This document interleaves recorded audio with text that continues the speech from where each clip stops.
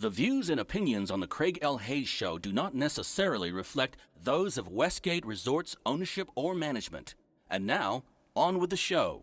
This is the Craig L. Hayes Show. Hey, welcome back to the show. Welcome back, America, family, friends, and listeners all around the planet. We call home. This is the Craig L. Hayes Show. We're back with Steve, James, and Janie, his wife, which is a package deal. You always see them together. I think 99% of the time I saw them together.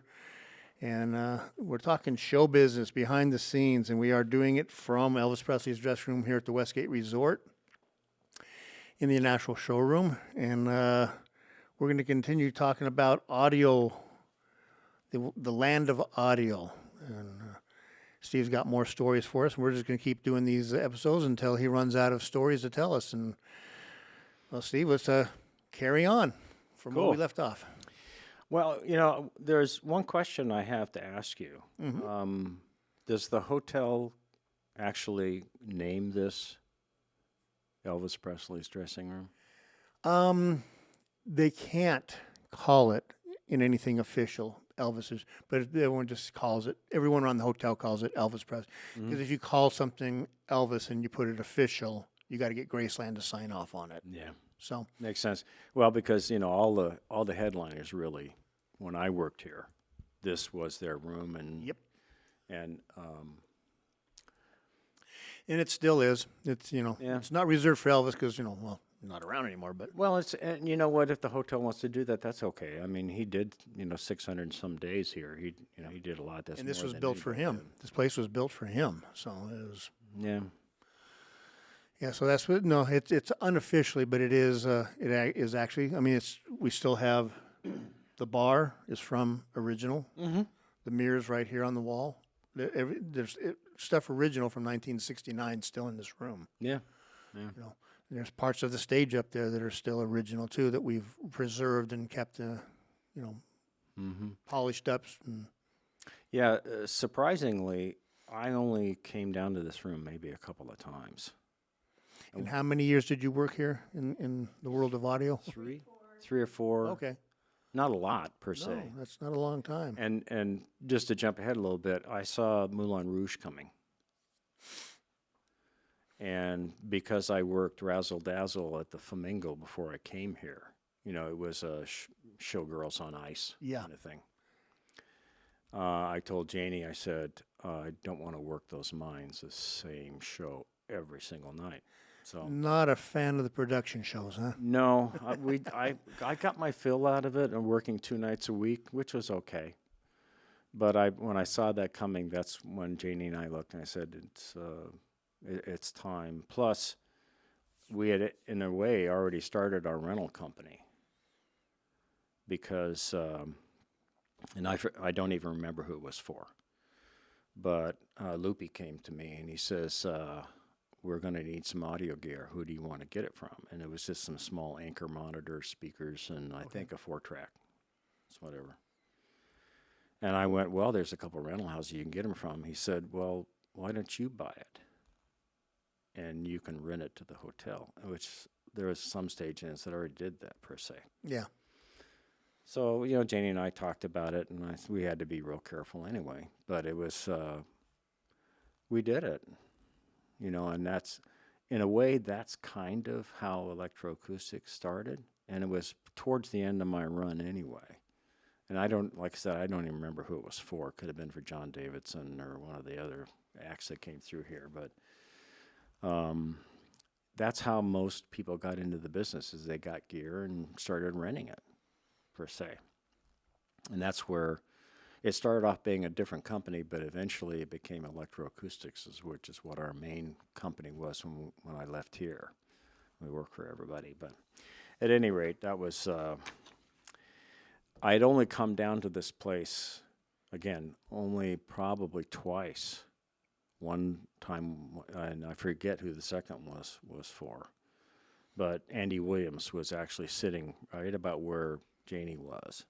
And it was at the end of a show, and he said, we need some gear, and we were just kind of wondering your recommendations. And I was looking at it thinking, well, I don't like getting involved with entertainers per se. Besides, he was leaving. I think he was going to Japan. Do you remember that whole thing? It was in and out. You know, I mean, Andy was okay.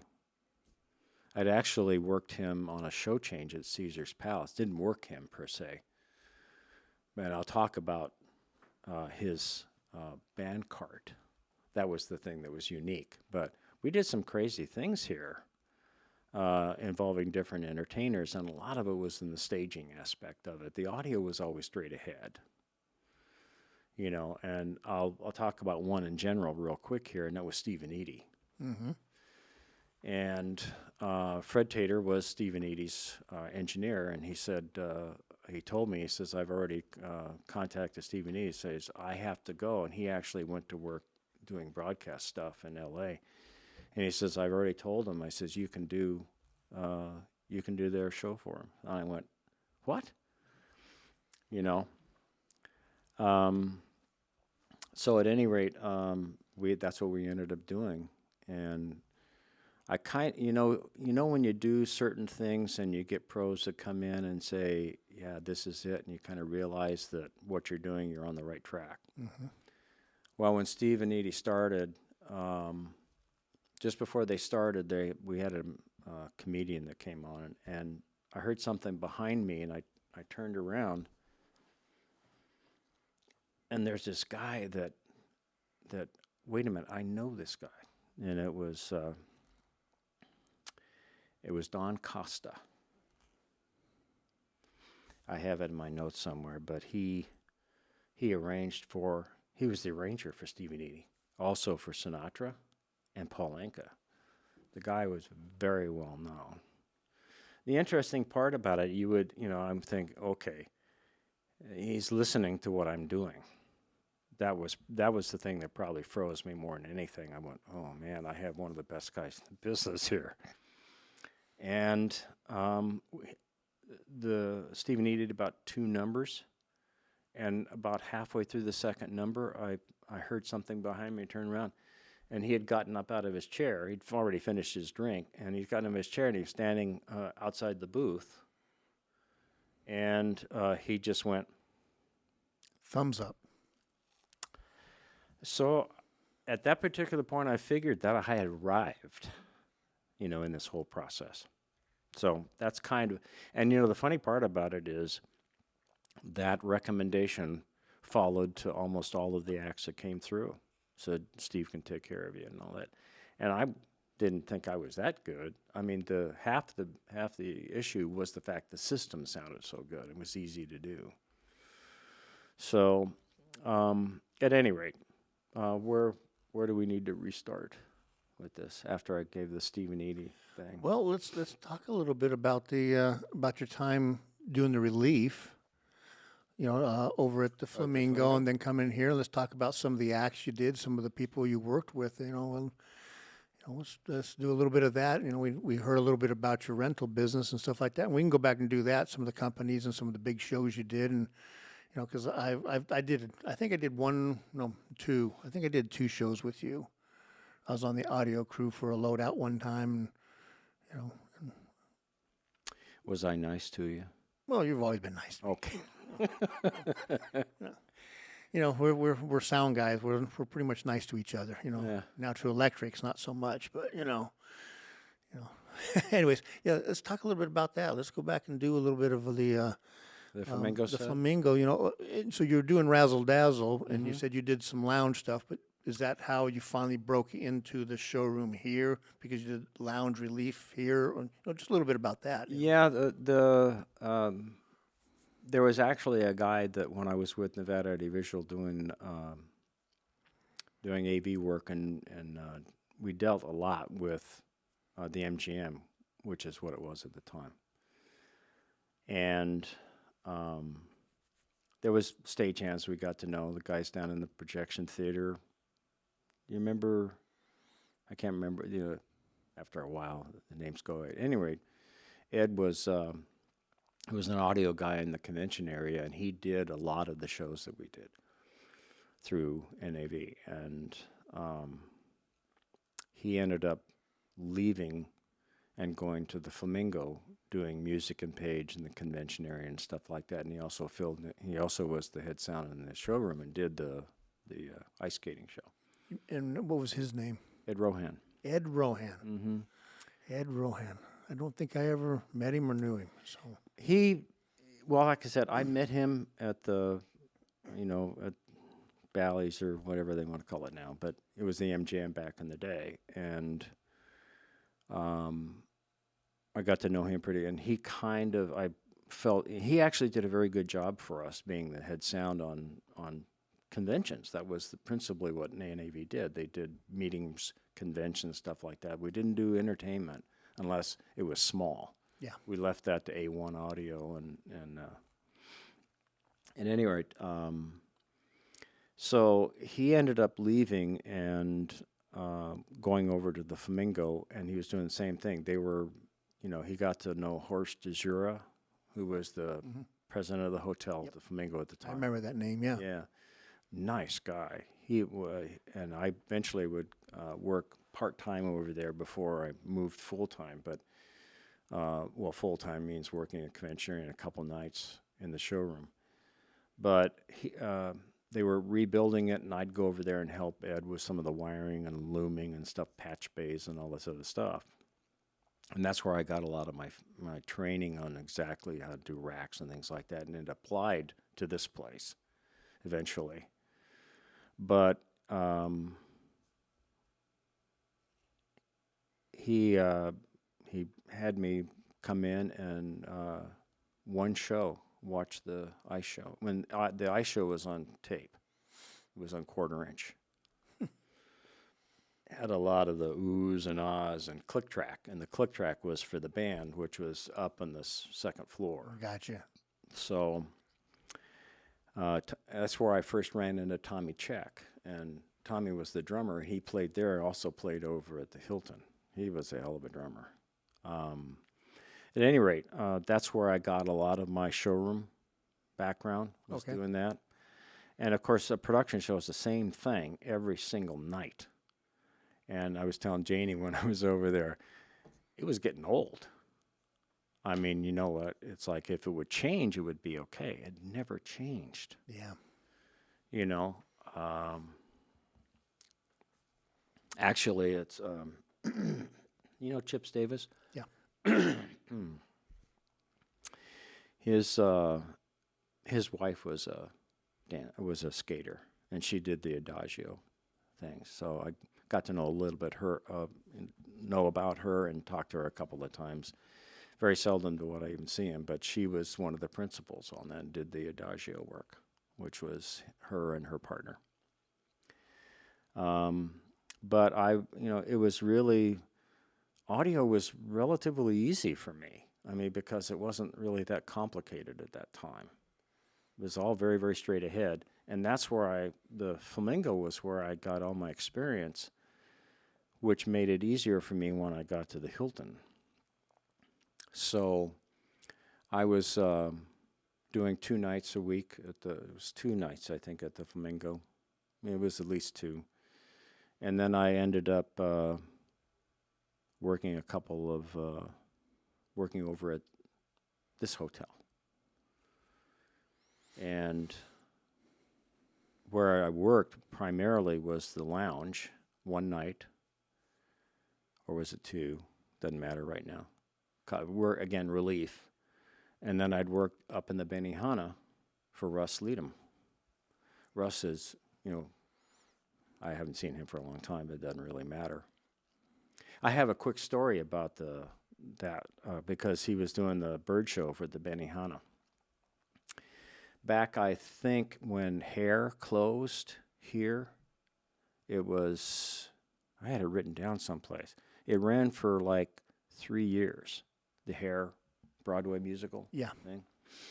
And my uncle said, well, we got to go, so we got to jump in the truck. And we went over there, and what happened was that they'd closed the show down, and they were going to tear it out because they didn't want to do the legit theater end of it.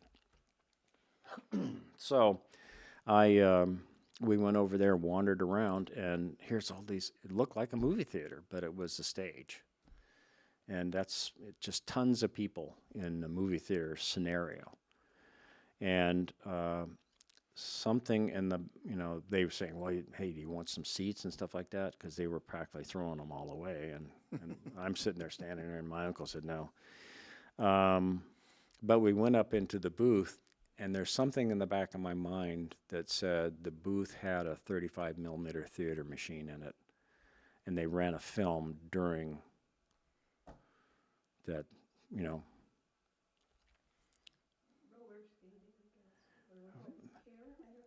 No, it was Benihana, yeah. It must have been during the like you say, the hair. It was the It hair was during part. So there was a film. Yeah, there was a film. So they, and this is all secondhand because I never went to that show. Yeah. But they were selling everything out, and I think he may have gone up there for that to look at if they had one. I finally went up into the booth, and I'm not sure even if the booth is still there. Oh, it's still there. Yeah. Is it? Yep. As a matter of fact, that booth ended up with a Ward Beck, just like we had in the showroom, because the old console just kind of died on its own. But it was there was something about that. Yeah, that booth now is the tech services that runs all the paging systems and all the Oh, okay. everything eventually got fed into that room, and it's controlled from that room now. So Because there used to be a room down the hallway, just down from the Helps Hall, where that whole central amplification for music and paging yeah, was. So there's they moved that's that. still there too. Is it? That's Okay. still there, but they now control it. Because everything's controlled from one little location now, and it's all controlled from that little same booth. And it's fun walking guys in there and saying, "What do you think of this?" And they're like, "Oh, that's all right." I said, "This used to be the spot, sound, light booth for the theater." What theater? The one you're in. Yeah. Well, And I take them up and I show them the fly rail and show them, it's still all over there. It's still there. oh yeah, it's still there, the booth and everything. And I'll just ask a quick question: do you remember seeing something that was written on the side of the booth, up in the high booth, as you're walking in, just before you go through the door? There's two doors there. Yeah, The there's one two, towards there's the- two booths, but if you go up the stairs, walk up the stairway and get up and go to the high booth. There, the sound section is there, and I think the lighting section is on the other. Well, just above the door, it says Hair Crew, 1980. Okay. So next time you're up there, the crew had actually gotten up there. Well, they worked out of that booth, and they spray painted on there. Okay, I'll have to And take they a look used for to- that. Yeah. I didn't see it over there all the times I've gone in and out of there. It may, like I said, it's kind of out of the way, but that's where it is. And I thought, well, that's the first time I saw it. It was kind of cool. Yeah. Not too much impresses me anymore and stuff like that, but just understanding some of the things that we went through, because technology was really changing about that time. And literally the picture that I showed you about me on that console, that was an old Warback. And I did so many shows, but it was a broadcast console. And so they put a smaller brother, less inputs upstairs of the Benihana booth. Gotcha. And he'd run the bird show and all this other stuff. If I remember correctly, they had lightning and thunder, and it would rain in the place too. Yeah. I mean, It still does a lot of that same stuff. does it? Yeah, not as much, but it still has the rainwater fall, and it has all the little sounds. It's not it's nothing like it used to be, but it still has a little bit of that still. The flavor's still there. Yeah. Well, the bird show actually, they had a talking Buddha and some other stuff. Yep, I like remember that stuff. I had to work that room for a while, because Russ didn't want to do 7 days, obviously. So Yeah. that was also where feeds from the showroom went, too. So it was used for specific things, but it's not worth mentioning, in a way. It didn't really go anywhere. But Making recordings of shows and stuff like that. Really? They did stuff like that back I then? can't believe anything like that yeah, would I ever can't happen. believe it. Well, yeah. Well, the thing is, they did, but it never made it out anywhere because that's the way they handled it. Yeah. Um, No, there's still stuff that goes between the two rooms. well, and there probably is. Before I got involved in the showroom, Ed did the music and page and everything, and went to the music and page room, and that's where everything went to. All the multi-pairs from the lounge, the showroom, the Benihana, the convention area, all had interconnecting multi-pairs. And I'll say one other thing about Benihana because I had to do it one night. It was okay. I think I got paid overtime, actually. I'm sitting there at the sound console in the main showroom, and we had set something up. Russ says, I need a reverb because we don't have one. And I went, well, I've got two Gotham EMT 240s. They were like $5,000 each that was sitting one on each side of my console. I said, you can have one of these. He says, I'm not about to carry that thing up. And then I realized that there are interconnecting lines everywhere in the hotel. Mm-hmm. So I had found a place where we could feed to and from the showroom to the Benihana Village in the showroom, in his light booth. And one night I stayed there probably for a couple of hours. I didn't have to do anything, but I was being paid anyway. But we got it established. We established a send and return line because they brought one of the guys who produced the Bird Show back in, and he had redesigned everything. And he said, well, I need reverb. So Russ came over to me, and I said, got very expensive, good-sounding reverb sitting here. And he said, okay. So we did it and was done. No problems. Quiet, which always surprises me when you're talking analog going that far. So was it a spring air reverb or was what? a- I don't know. I'm not familiar with that model. Being as expensive, it was a gold foil plate Oh, gotcha. Okay. with a sensor on it. All right. And it had adjustable times, it was very, very straight ahead. It sounded wonderful. Oh, for its time. And I had two of them, which means that I could do vocals on one and any of the orchestra, like strings, some reeds and things like that, on the other one and keep them separated. So that's kind of where they had it. During my tenure, I think we changed locations of those crazy things. They weighed a ton. I mean, literally. Probably 300 or 400 pounds because it was solid steel, so they wouldn't vibrate. I had them downstairs here for a while in the room that was directly underneath the stage over here because it was out of the way. Mm-hmm.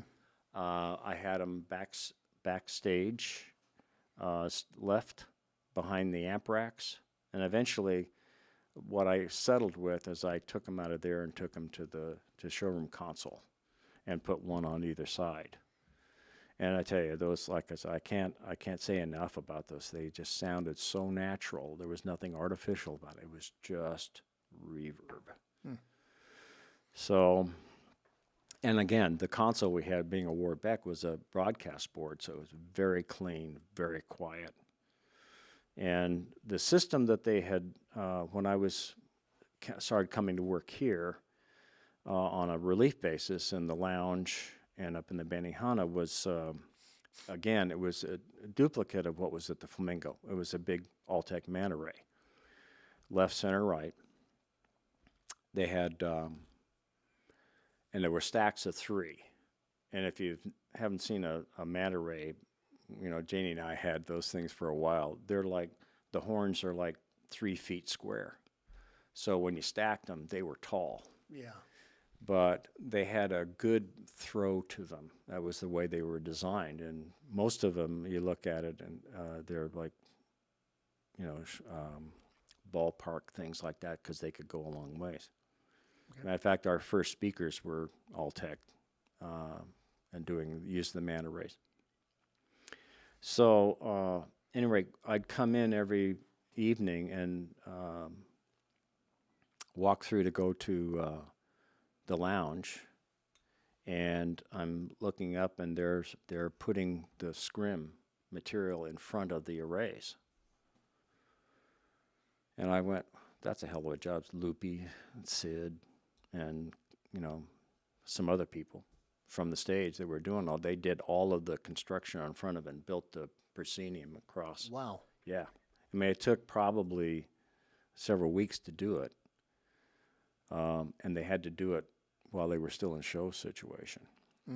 So I would imagine it was an issue, and people walking in going, "Is there a problem here?" And they said, "No, this just the way it is." I mean, the maitre d's and everything like that, they were actually pretty good, And I have a story later about that. I made their day, so to speak. But it was a great sound system. It really was. And where my life really changed here was I came in early to go to the lounge because they had to come in set up. But I came in a little bit early, and I sat in the booth.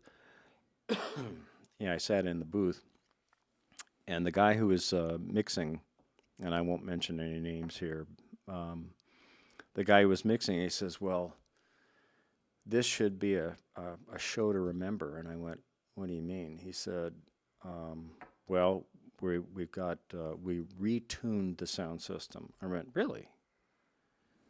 And of course, being in with Sononcon and everything, we knew all about real-time analyzers and how things work and stuff like that. And I said, I looked at him and I said, "What'd you use, to tune it with?" He said, "Well, we got out a Paul Anka tape, cassette, and played that." And I went, "Really? Okay." Yeah, it's going to be a show to remember. Well, and it was. And it was. And the thing is, they started the overture. The lights came down, started the overture, and I'm sitting there and I'm going, "There's something wrong here," very quickly in my mind. And the guy who was the engineer just kind of froze. And I told Janie after it was over, I said, "I have to go. I got to be in the lounge." So a little bit later on, I found out that they had used a Paul Anka tape, which is okay. I mean, because Paul was coming in there periodically. Mm-hmm. Well, the guys who actually installed the manta ray system were his engineers, Steve and Artie, and they were called up and saying, "We have an issue," and they came in. I knew him real well, so I would talk to him. Artie became a very, very good friend of mine, and Janie's. But don't quite remember the time frame. It was relatively quick, but I think the first thing they did was they let the sound engineer go. And I'm not sure exactly what happened and the time frame, because it was, I wasn't totally involved in it. But when Steve and Artie got to the hotel and started checking things out, they went up into the grid area or the proscenium and got to the ultra high frequencies, and they pulled the caps off the back. There's nothing in them. Only small little shards of aluminum diaphragm. And we're all looking at, he brought it down. I says, it looked like somebody put a shotgun in it and blew it out. I said, "How did this even happen to do that? How didn't they hear it when it happened?" So anyway, they went through the rigmarole, got the thing, ordered them, had them air freighted in, and got the thing done. And I think I almost started right away, because I think they said, "We need you in the showroom as the relief." And Tony Orlando came in and he said, "Look, we're only here for a week. I know it sounds like crap. Don't worry about it." So they had time to work through it, but we went through some people, and or some artists, and they had to get all this stuff done. So that was probably the only biggest issue we ever had. And it's sometimes people just don't understand what the process is, but it cost him his job. But I tell you, once we got it all together, that's where they brought in limiters for the sound system, because the system had not been limited prior to that. So you want the sound in any showroom to breathe and develop energy, but you don't want it to hit a hard solid wall, because then people will hear that. It just has to let it breathe on its own, but you want to protect it. Yep. So they got it all taken care of, and I ended up working. I thought I was just going to be relieved for a while. Next thing I know, we're doing. They got it all together, and I even forget who the artist was at the time. We got extremely busy about that time, and it may have been Stephen Eady. I don't know right off the bat, but anyway, the artist started, and we had the system sounding pretty good. So I was basically I'd taken over, and I was just sitting there kind of waiting to find out over the days what was going to happen. And Terry Little, you remember him? Yep. Okay. Sure do. Yeah, well, being the entertainment coordinator, we started the show, and he walked up to, and he tapped me on the shoulder, and I turned around and looked at him, and he went, "You got the job." And it was so funny, and he started laughing. I said, "But I didn't ask for the job." Yeah. Yeah. So, it was, it took a while, but I tell you, after a while, that was the best sounding system I'd ever heard. And a lot of people would say that, and a lot of artists that came in, Tony Orlando, Stephen Eady. Of course, Stephen Eady, I never really talked to them. I can mention, actually, the only thing that we had with Stephen Eady was one particular situation. Doug Henning opened for them one night, and not one night, for a run. So it was probably a week, 2 weeks, if that. And Doug, he was actually a very good guy. He's passed away since. He's been gone for a while, I think. But he was real good at finger magic, but you needed a camera and a big projector, so he stopped doing that. We had a couple of big, projection screens, but they weren't big enough, and they were like your projection screens for your home. That didn't play very well. But anyway, his illusions were very, very good. The last one, he opened for Stephen Eady one night, and the last one, the last illusion was called Things That Go Bump in the Night.